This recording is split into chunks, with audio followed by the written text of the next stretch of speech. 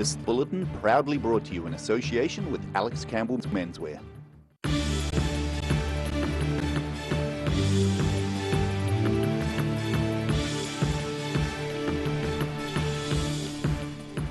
Tonight on The South Today, and today marks 2 years since New Zealand went into its first COVID lockdown. Attendees of Otago University's online tourism policy school discuss a post-COVID way forward for the sector. And an impressive new 6-star luxury hotel opens in Queenstown for those who can afford opulence.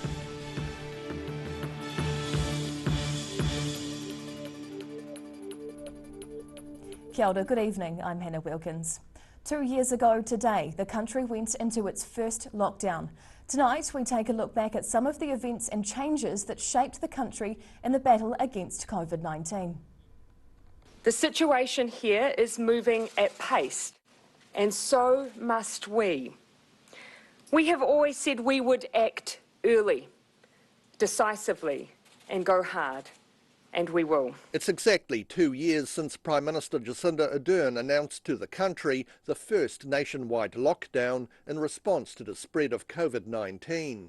Nearly all shops and businesses were ordered to be closed, with streets across New Zealand falling empty as all but essential workers stayed at home. Dunedin Mayor Aaron Hawkins gave his first online speech to Dunedin City. This is hard going, but we're all in this together, and we will get through it together. The concept of bubbles was new to the population as people stayed at home and tried to focus on the positive, whether that be jamming with neighbours across the street or entertaining residents at a local care home, such as brothers Edwin and William Cubbott. They absolutely love it. They look forward to it because they come down at afternoon tea time. They look out for them. Testing stations popped up in major town centres, and just 10 days into the lockdown, the South had 187 confirmed or probable cases of COVID-19.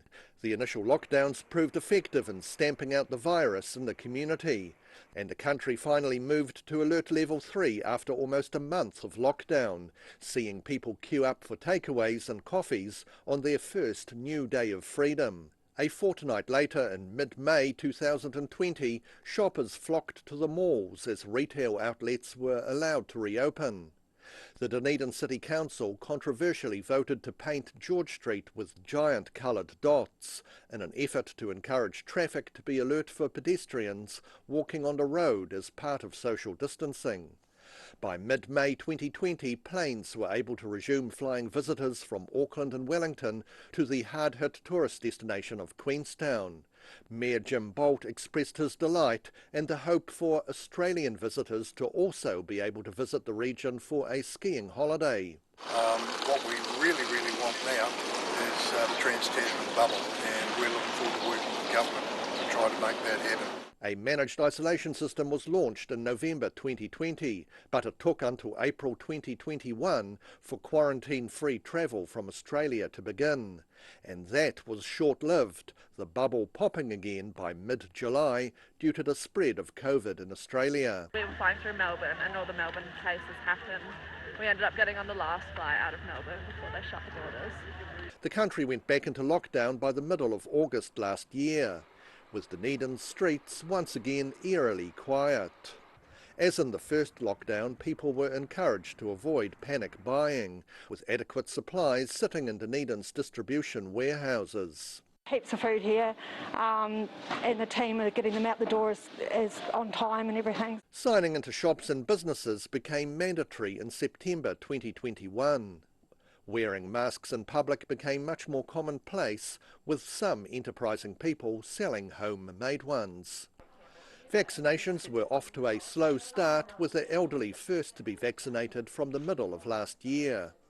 Vaccinations at pharmacies and pop-up clinics for the general population were rolled out a few months later, as the program to immunise the rest of the country against COVID-19 got underway.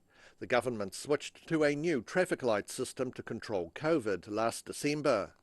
And as the milder Omicron variant nears its peak in New Zealand now, the country is preparing to reopen its borders to the world, starting with Australia in mid-April and other major countries from May. In Dunedin, the South Today. An allegedly sleepy learner driver woke a Dunedin woman very early this morning after crashing his car into her bedroom. The front of the gold car was extensively damaged after it was driven into this house on the corner of Elgin Road and Bowler Ave in the suburb of Mornington. Police say the 18-year-old man on a learner licence fell asleep at the wheel, driving straight into the house just after midnight. His car crashed through the owner's bedroom while she was asleep. However, there were no injuries from the accident. There was considerable property damage, including the car, which is likely to be written off. Police say it's a reminder to be wary of driving if you're feeling sleepy or tired. Their investigation is continuing into the accident and any possible charges. Otago University's Tourism Policy School is being conducted online this year. Tourism Minister Stuart Nash zoomed in for his address and says re-establishing Trans-Tasman tourism is vitally important. From the middle of next month, fully vaccinated Australians will be able to visit Aotearoa, with most other global tourists welcomed from May. Stuart Nash is encouraging tourism operators to get amongst it as they ready themselves for an influx of Australian tourists in a few weeks' time. But where we are targeting that, and I've always been very clear about this, is the high value tourist. Now please don't confuse high value with high net worth. The high value tourist is the tourist who comes over, they eat in the Queenstown restaurant, they go to the vineyards, they do the experiences. Nash cracked the whip in his opening address at Otago University's Tourism Policy School Conference, which is being held online this year. His speech covered issues around structural change for regenerative tourism. The Tourism Minister visited Queenstown recently after border changes were announced by the government and was singing the resort's praises. This will always be one of the premier tourist destinations in the world. But we do know we do need to build a little bit of resilience, hence the reason why we are working very closely with the businessmen and women of the region to ensure we actually get that right in true partnership. During his Tourism Policy School address, Nash encouraged tourism operators to look after workers by paying them a decent amount of money. He was optimistic about the opportunities around border reopenings between Australia on April the 12th, as well as for many other major countries, including the US and UK, from May the 1st. Nash insists Tourism NZ has been busy while the nation's borders were closed. Please don't underestimate the amount of work and innovative time that Tourism New Zealand has spent over the last 2 years, keeping the brand aspiration alive and building Brand New Zealand. What they've now got to do is translate that aspiration into action, and Tourism New Zealand is doing some fantastic work there. He recognised tourism businesses had really done it tough during 2 years of COVID-19 restrictions. But he said the industry needs to now make a concerted effort to live the nation's brand. NZ Ski CEO Paul Anderson told the conference tourism should not be treated like a problem which needs to be fixed. He wants government funding to change so infrastructure investment considers both local and visitor populations. Pre-COVID, tourism was New Zealand's largest export industry, with $40.9 billion. About half the jobs in the Queenstown Lakes district are in that sector. Those in tourism and hospitality are looking forward to turning these closed signs around to open once more. In Dunedin, the South Today. Invercargill councillor Nobby Clark has resigned as the city's deputy mayor, saying he wants more freedom to advocate for ratepayers. Nobby Clark says the decision to step down wasn't taken lightly. Clark is the fourth deputy to Invercargill Mayor Sir Tim Shadbolt in the last 5 years.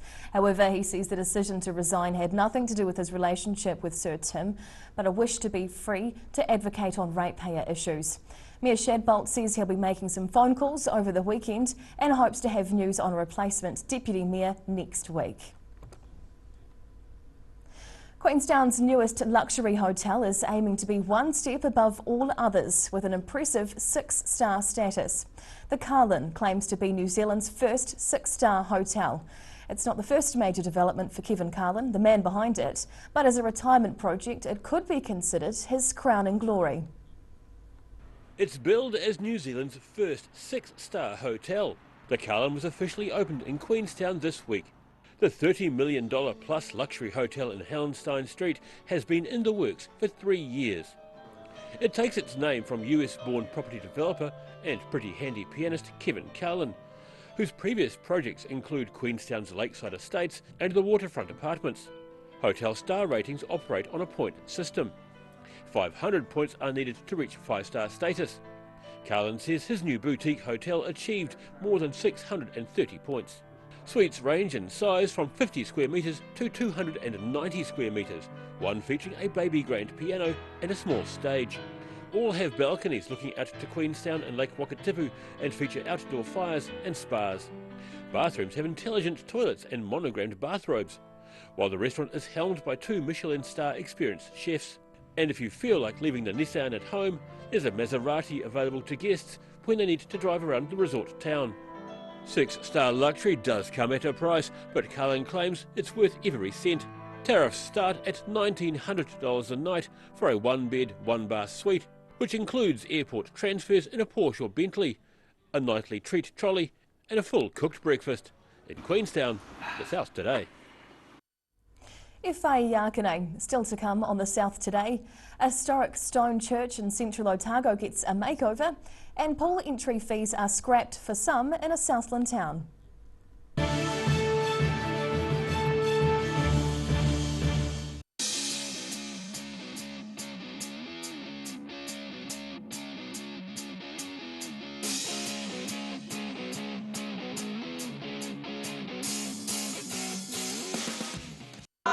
We're Age Concern Otago. Age Concern Otago hosts a multitude of social activities, including interwalks. If you're at risk of developing melanoma skin cancer, you owe it to yourself to have a mole map. Mole map is coming to your area. Phone today to make an appointment. It could save your life.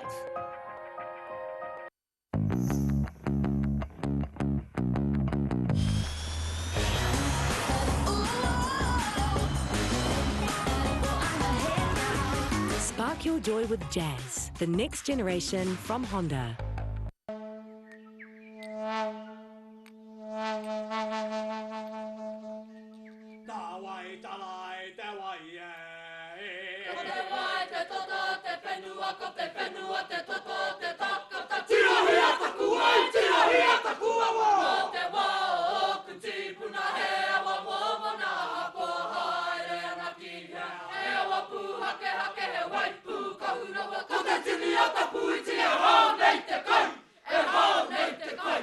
Hi there, guess who? Do you recognise the eyes? Oh, okay, it's a haircut. Anyway, it's Lindsay here from Alex Campbell Menswear. Our 3 stores are carrying on as usual. Despite what's happening in the world, we have got some great stock for you. Personally, I've spent 50 years in this business and we have some excellent supplier relationships. We've got great stock, it's hand-picked, it's here, it's on time, and it's ready for the great summer. Alex Campbell Menswear, it fits. So, as my favourite cut says, keep calm and carry on. Every day the team at Gillian supports grieving families at their time of need, from answering your questions to organising a farewell that reflects the wishes of your loved one. We can help. Call Gillian's today.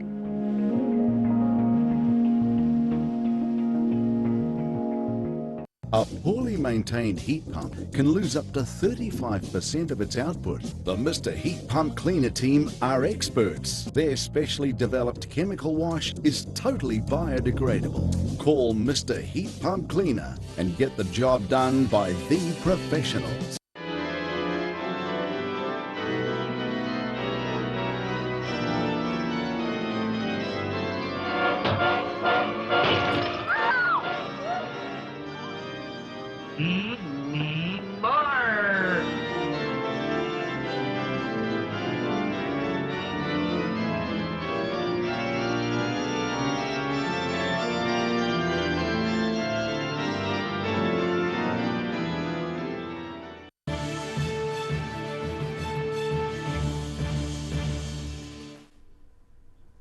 Tēnā koe, welcome back. An historic stone church in central Otago is getting a makeover.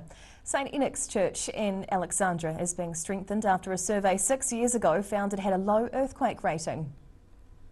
Nearly 150 years old and being saved for another century or two. St Enoch's Church in Alexandra is undergoing earthquake strengthening. Parish Minister Reverend Andrew Howley says an assessment 6 years ago identified the building as having a low rating when compared to new building standards. We found it to be reasonably low, being a stone building. We didn't have to do something, we didn't have to close the doors instantly, but we weren't happy to live with that. These days, the church is a union between the local Presbyterian and Methodist churches, but it originally started off as just a Presbyterian church back in 1877. At the time, Presbyterian denomination was the strongest probably in this area. At one time the parish had some 2,000 odd members. Howley says the building has been there for the significant milestones in many people's lives. This is a place where people baptise their children. This is a place where people commit to their faith. It's a place that people are married. I myself was married here. This is a place where we also bury our loved ones from. So whether or not we're people of faith or not, it's a place that a lot of people have connections with and strong emotional ties to. In addition to earthquake strengthening, a new fire alarm and emergency lighting system is also being installed. The work is set to cost around $120,000 and is funded through a number of grants and donations. In Alexandra, The South Today. Gore's public swimming pool is set to offer free entry to anyone over 60 years of age. Senior swimmers currently pay $4.50 to enter to the pool, but Gore District councillors have decided to scrap the charge. Daily swims in Gore's public pool will soon feel a lot freer. Local councillors have endorsed a proposal to offer free entry to the pool for swimmers over 60 years of age. Gore Aquatic Centre manager Martin McCarrath is excited about the change for senior guests. They tend to come down here and socialise, they join in the aqua classes. It's that general contact and giving a little bit of normality, I guess, to the life. So it's fantastic to be able to give back. 80-year-old Diane Rankin hopes the free entry will encourage more in her age group to enjoy the benefits of swimming and aqua classes. She got the swimming bug after being advised to get fit following a breast cancer operation. Both Patara and Gore pools had forms which you filled in, and you had to keep a record of the lengths that you swam each visit. And at the end of the season you got a certificate. Well, it was just the challenge I needed at the time, so I was hooked on it. Giving older swimmers free entry would make Gore's swimming complex one of the few council-owned aquatic centres in the country to do so. In Gore, The South Today. There was blood, sweat and a few tears for a young couple who built their own home in Dunedin. The couple worked day and night to build their dream home, tailoring it to suit their lifestyle. A dream home for one Dunedin family. Self-employed builder Robbie Checketts and his wife Claire Hunter worked almost day and night for 18 months to complete their new home. The biggest challenges for us, I think, both in Claire, was doing this whole process with a young family. And Claire was working full-time and I was full-time on this, so ensuring that we keep that work-life balance and keeping the kids happy was essential for us. The couple used a kit set house they'd built on the fringes of St Clair as a stepping stone to buying a plot in Māori Hill. Checketts' building experience helped them draw up concept plans before engaging architectural designer Rhys Warnock. Starting with a blank page, Checketts says the pair knew what they wanted for their young family. The upper levels of the house consist of the entry, living spaces and an apartment designed with their Central Otago-based parents in mind. Downstairs there's 3 more bedrooms, a breakout space and a playroom. Claire Hunter wanted their house to be private, while also ensuring it caught as much sun as possible. It's a really easy living house. The kids can go straight outside from their bedrooms and it gets the sun, which is really important to me coming from Central Otago. I miss the sun. While Checketts had some help with the heavy lifting, he essentially built the 334 square metre house on his own, returning to the site each night after dinner and rarely getting home before 10 p.m. But he says the toil was completely worth it.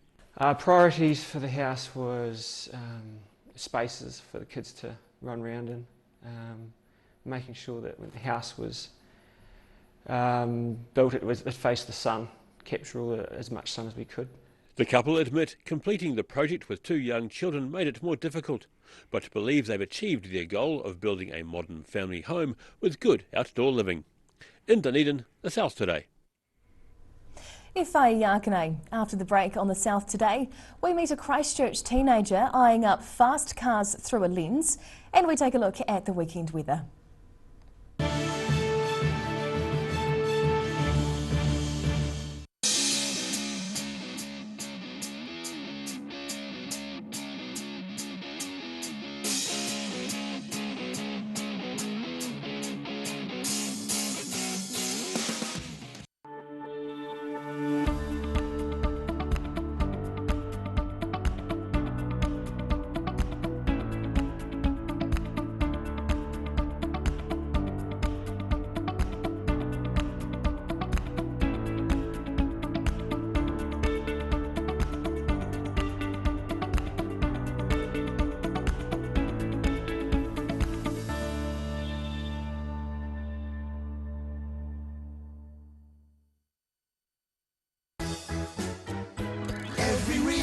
Every season, we're proud to dress the region.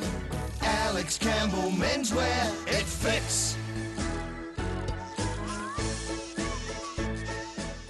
If you're at risk of developing melanoma skin cancer, you owe it to yourself to have a mole map. Mole map is coming to your area. Phone today to make an appointment. It could save your life.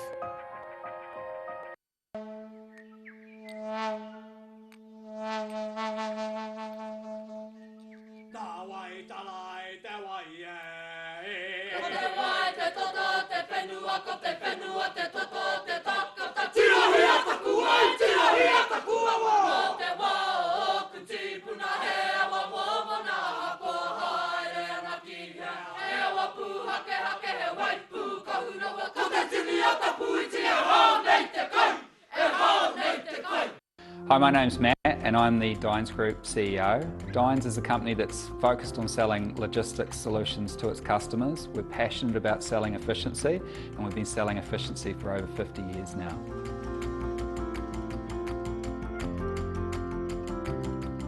Living Well Disability Resource Centre, a not-for-profit charitable organisation and your one-stop shop for information and resources to help you retain independence. We offer a wide range of assistive products from jar openers to mobility scooters and provide assessments for Total Mobility, the half-price taxi scheme. Come and see the friendly team. You'll find us on the corner of George and Bath Streets, ground floor of Burns House. MTF Finance can help you turn the key on your next vehicle with a loan made just for you. TCs and lending criteria apply.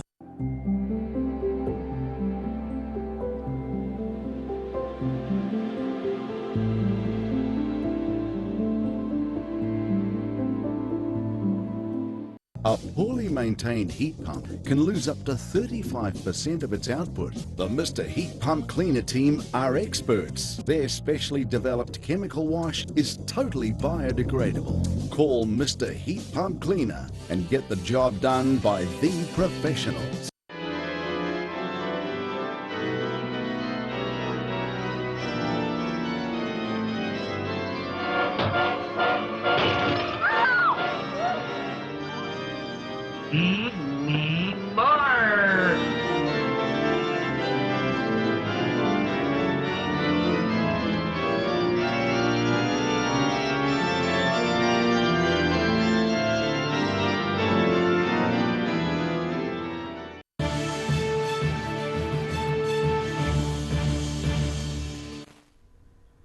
Tēnā koe, welcome back. The attraction of online car racing games as either entertainment or a career option draws many young fans. But for one Christchurch teenager, taking photographs of the real thing in action is much more fun and exciting. Capturing the glamour of luxury motor vehicles from a unique position. 14-year-old Rolleston College student Nathan Heaney enjoys playing car racing video games, but has even more fun taking photos of the real thing. His passion began when he got his first camera at age 10, snapping photos of what was happening around him. But Heaney soon found he wasn't that interested in just taking photos of trees, streets or buildings. I just didn't find that very interesting at all, and it just wasn't, I wasn't very good at it basically, and I had always loved cars, so I decided to take up car photography and try that out. From those initial beginnings, this self-taught young photographer started attending car shows, quickly developing his own style of vehicle photography. His first published images were taken when he was just 12, with the teenager quickly building up a strong following in the world of car photography. Heaney found an online supercar group where he got the chance to take photos of a BMW M3. The owner was impressed with his work, which led to others contacting the team. His friend messaged me asking if he could get some photos of his Lamborghini, and we went and did some photos of his car. The young student says his friends think it's pretty cool he gets to shoot high-end sports cars, gathering around him at school on Monday mornings to check out his latest pics. But being so young, he relies on his mum, dad and big brother to help out by driving him to his car shoot locations. Heaney's looking forward to getting his driver's licence. He's aiming to pursue a career in car and motorsport photography, with the dream of capturing Formula One car racing through his lenses. In Rolleston, The South Today. And now recapping tonight's top stories on The South Today. Today marks 2 years since New Zealand went to its first nationwide lockdown to control the COVID-19 pandemic. Otago University's online tourism policy school has been discussing a post-COVID way forward for the sector ahead of the return of international visitors. And an impressive new $30 million 6-star luxury hotel opens in Queenstown, boasting Michelin star chefs, private butlers, intelligent toilets and chauffeur service. And now a look at what's happening in the weather. Tonight's weather proudly brought to you by Mole Map. Looking at the situation, a ridge of high pressure is incoming and will bring cooler southwesterly airflow for a few days before an anticyclone moves over the region from Monday with mostly fine, settled weather. Heading to the north of Te Waipounamu, Nelson is set for a fine day tomorrow with a high of 22. Sunny in Greymouth, also up to 22 degrees, and partly cloudy and drizzly in Ototahi Christchurch, reaching 19 degrees. Looking at what's in store for the southern towns, Catlins, Balclutha, Lumsden and Gore can expect fine weather with moderate southwesterlies and a high of 14 degrees. Travelling westwards to the Central Lakes area, Wanaka, Queenstown and Alexandra will get light southerlies with some cloud and a high of 15. In Te Anau it'll become fine with moderate southwesterlies and a high of 14 degrees.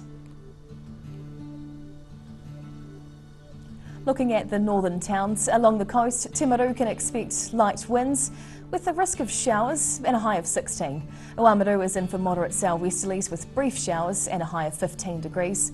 Further inland, Twizel and Omarama are both in for light southerlies with some cloud and a high of 15 or 16 degrees. In Dunedin, it'll be fine tonight with northerly breezes and an overnight low of 11 degrees. Cloud tomorrow, dry at first with westerly winds. Light showers are likely in the afternoon and evening with cold southwesterlies. A high of 15 and a low of 10 degrees. And it'll be cloudy and cool on Sunday with moderate northeast winds developing during the day, up to 15 and down to 8 degrees. And in Invercargill, there'll be a few showers tonight with cool southwesterlies dropping to 8 degrees. Cloud and showers clear tomorrow with sunny periods and breezy southwest winds, a high of 14 and a low of 6. And it'll be fine on Sunday with more sun and cloud along with light westerly winds reaching 15 and dropping to 7 degrees. That's the news this Friday. For the latest news and videos from the southern region, head online to odt.co.nz and you can follow Channel 39 on YouTube to catch our news bulletins on demand. Nō reira, kia pai te po, ka kite anō.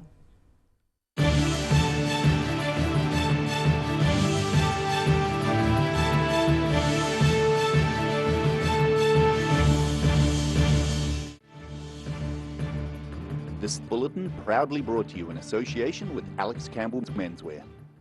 Public interest journalism funded through New Zealand On Air.